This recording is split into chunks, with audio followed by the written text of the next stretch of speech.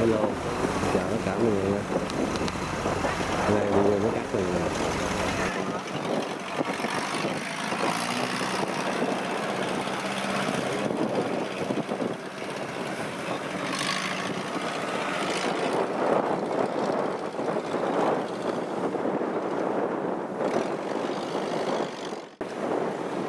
tiếp tục cái máy DC70.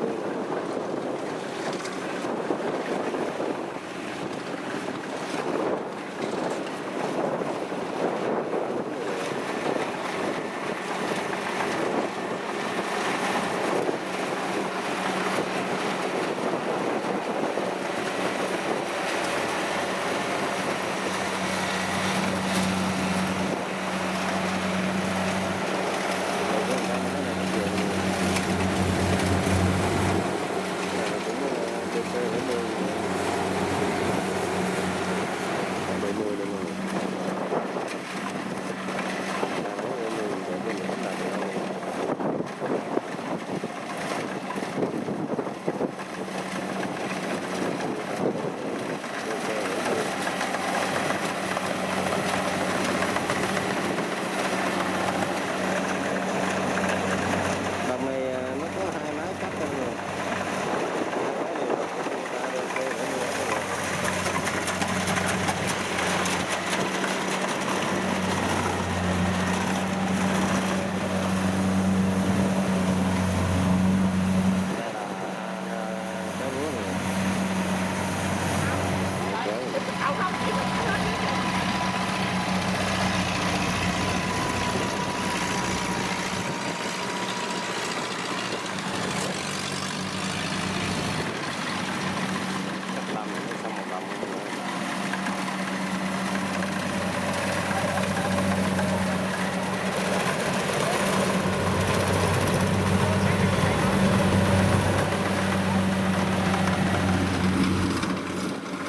Đèn cặp Kubota DC70 cắt dùng của một cánh đồng nữa.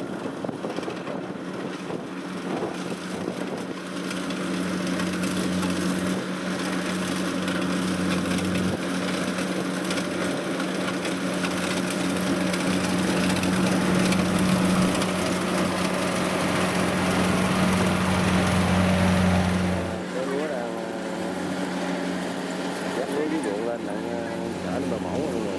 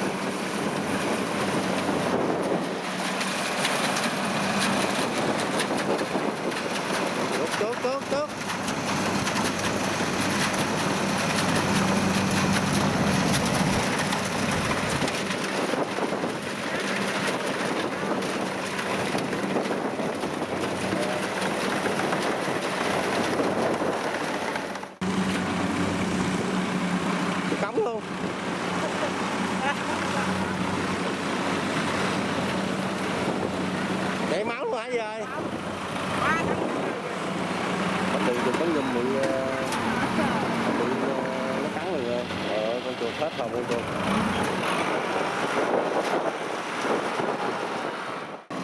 Còn tiếp tục chạy ra đây. Đây cái DC 70 này. Cái này cách trong lòng mọi người.